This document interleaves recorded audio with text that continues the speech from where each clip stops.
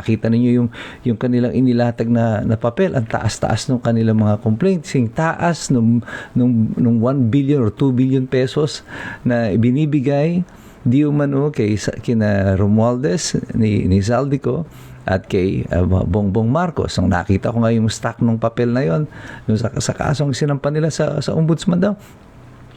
Naalala ko yung pera ano?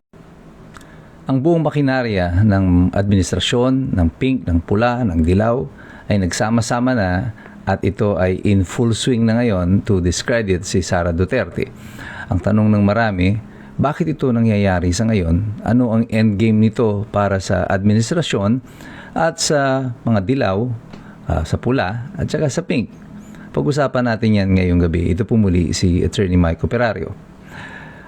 Sa kasaysayan po, hindi bago itong ganitong sistema ng pamumulitika na kung saan ang mga nangungunang kandidato ang tinatarget ng mga lalaban at mga makakalaban niya sa politika. Very recent case in point nito ay ang kaso ni Jejo Marbinay na naging Vice President ni Pinoy. At sa pagtatapos ng termino ni Pinoy, parang lumulutang na ang pangalan ni Jejo Marbinay. Unfortunately, hindi siya kaalyado ng Liberal Party.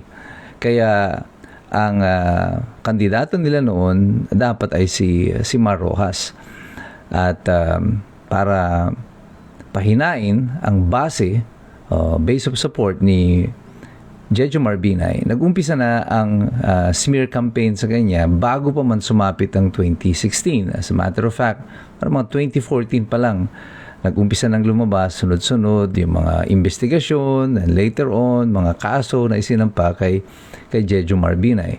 And for Mar Rojas then and the Liberal Party, that strategy worked. Humina si Jejo Marbinay. Unfortunately, they did not count on the fact na tatakbo noon si Rodrigo Duterte as president. So they were outmaneuvered by the Rodrigo Duterte camp. Kaya nasayang lahat ng effort nila. But at least ngayon makikita nyo that the pattern is the same.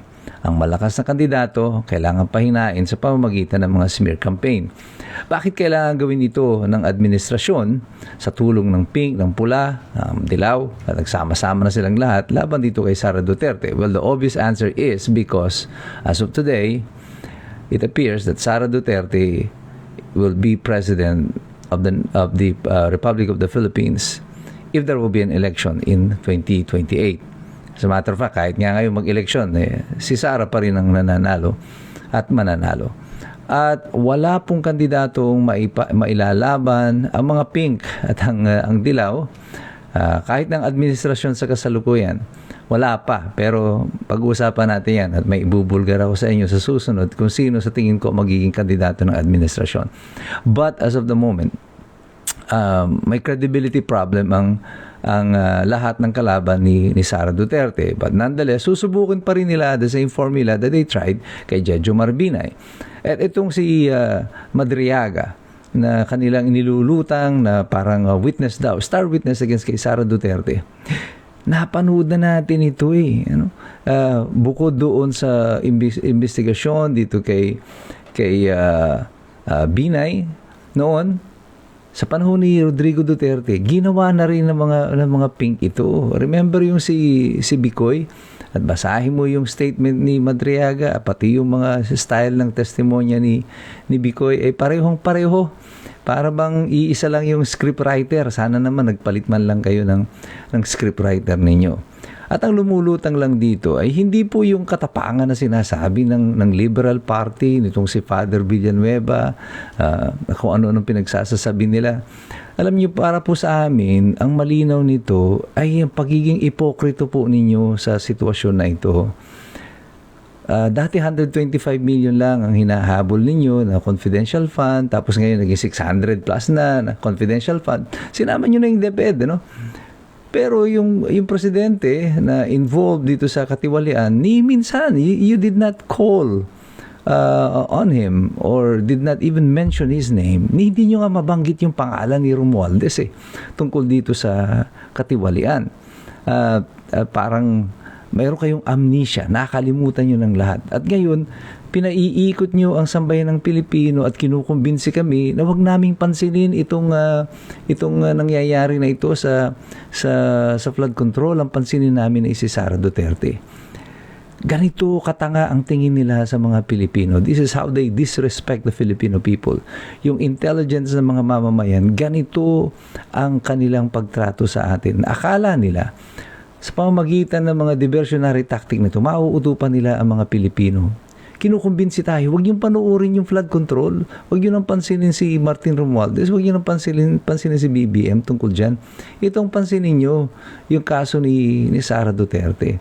At hindi lang sapat na isa lang, nakita niyo yung kanilang inilatag na papel, ang taas-taas ng kanilang mga complaints, yung taas nung 1 billion or 2 billion pesos na binibigay di umano kina Romualdez ni Zaldico at kay Bongbong Marcos. Ang nakita ko nga yung stock ng papel na yon sa kasong sinampan nila sa ombudsman daw.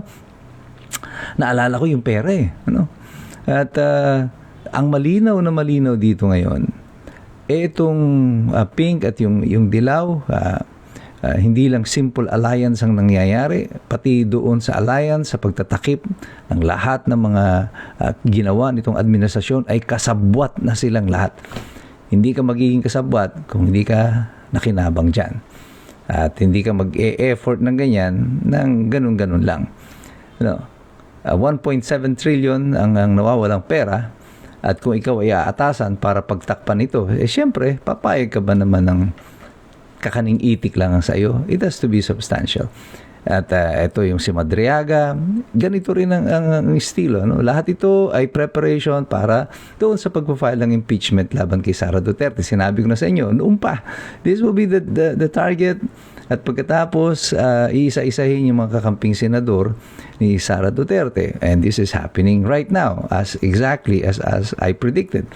And itong ginagawa nila na iba pang mga diversionary tactic, yung sa DTI, yung 500 pesos na Chibuena, ngayon 50 pesos naman daw sa college na baon, sapat na. Alam nyo, huwag nyo masyadong pansinin ito. Sapagkat ang tawag dito is another diversionary tactic. Nililihis po ang atensyon natin ng DTI kasi alam nila magagalit tayo doon sa kanyang mga sinasabi. I think yung kanya pong mga pahayag na yan about yung baon natin, alam naman natin hindi po sapat talaga yung 50 pesos, pero sasabihin nila para magalit kayo doon sa DTI Secretary na si Roque, magalit kayo doon sa 500 pesos, na eventually makakalimutan ninyo yung galit ninyo tungkol doon sa pagnanakaw. The intent for me is very obvious, na ginagalit kayo sa mga impormasyon dahil alam nila na itong mga klase ng impormasyon na to ang ikagagalit ng mga sambayan ng Pilipino upang eventually makakalimutan ninyo.